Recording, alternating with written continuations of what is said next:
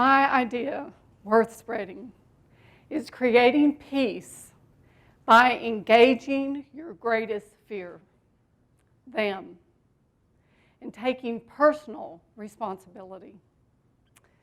It is said that darkness is the absence of light. Therefore, fear is the absence of love. When we fear, we stop the flow of the ability to receive and give love. When we do that, we create divides and conflict. The greater the fear, the greater the divide, the greater the conflict. When we are in conflict, we tend to blame them. We target them so that we do not have to take personal responsibility for peace. That is why my principles for peace, which I've been practicing and teaching for 28 years, is using the acronym of them. Because when you find yourself blaming them, targeting them, I want you to think and pause and say, I'm afraid. What am I afraid of? Where is the absence of love?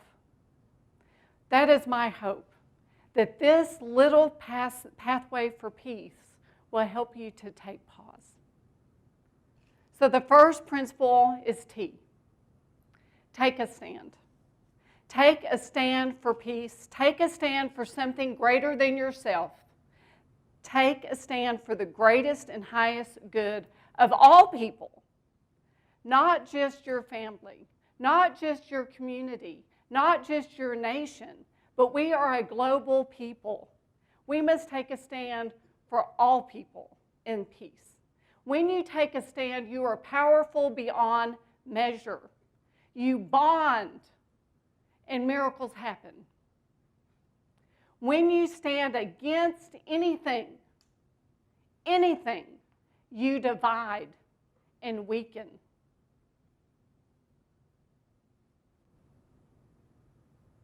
Second principle, H, heart. Lead with your heart. Lead with love in all of your decisions, whether it's in your families, with yourself, at work, in corporations, in institutions. Lead with love. Mother Teresa understood this when they asked her to participate in a walk against war. She said no. The organizers were baffled. They said, Mother Teresa, you are a stand for peace. How can you say no? She said, I am a stand for peace. Organize a walk for peace and I will be there. That's power. That's courage. Third principle, E, engage, educate, and expand your vision. Most of us have been trained as children what our beliefs are, our ideas are. The first thing you have to engage is your own mindsets, your own beliefs, your own philosophies. You have to begin to question. Then you have to engage that which you don't understand, that which you don't know. If you are afraid of a Muslim, meet a Muslim. If you're afraid of a Syrian refugee, go meet one, engage with them, hear the sides of the stories. If you're afraid of gays and lesbians, go meet some, connect with them. I'm from West Texas. We are basically an island amongst ourselves. You know, we're cotton farmers, we're good old West Texas people, pull yourself up by your bootstraps. There's not much diversity.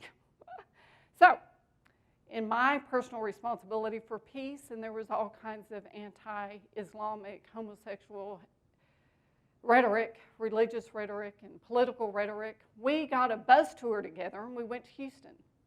to tour the world religions without leaving Texas, because God forbid Texans don't like to get out of their comfort zone. So we go to Houston. We visit 13 religious sites. We engage, we worship, we pray, we eat with these people. When we got home, I said, what was your biggest takeaway? This big, burly cotton farmer, he got out of the bus with a tear in his eye. He said, Becky, I can't believe it. And I said, what? He said, I ate lunch with a Muslim, and they weren't wearing a turban, and he didn't have a machine gun to my head. That's progress. Then we have to expand our vision of what's possible. We have to engage in global initiatives. We have to see what's out there. So if you're limited like we were in West Texas, go out. Engage in a global initiative. Listen to TED Talks. The fourth one, M, miracles. Expect miracles. Napoleon Hill said, whatever the human mind can conceive and believe, it can achieve. So if you take a stand for peace and you lead with love and you engage and you educate and you expand your vision, but you do not believe it's possible, it is not possible. The belief has to be there. In the Christian tradition, they say that if you have a seed, the faith the size of a mustard seed, you can move mountains. So if you can't believe in the vision, it will not happen. In this day and time of instant gratification, we tend to give up before the miracle. We give up before the harvest. When we do that, we go back and we start doing the same things over and over again that we've done forever that have not worked. You have to stay focused on those that are powerful, that are a stand for peace, that are working towards that, and look at the miracles that they created. They've moved mountains. So when you follow this acronym, T, take a stand. H, heart, follow, lead with your heart. E, engage, educate, and expand your vision. And M, miracles, expect miracles. Then you become the light that dispels the darkness. You become the love that negates the fear. B.M. Gandhi said, when you are in peace, you are the power. When you spread peace, you are the superpower. My challenge to you is to confront them and be the superpower. Thank you.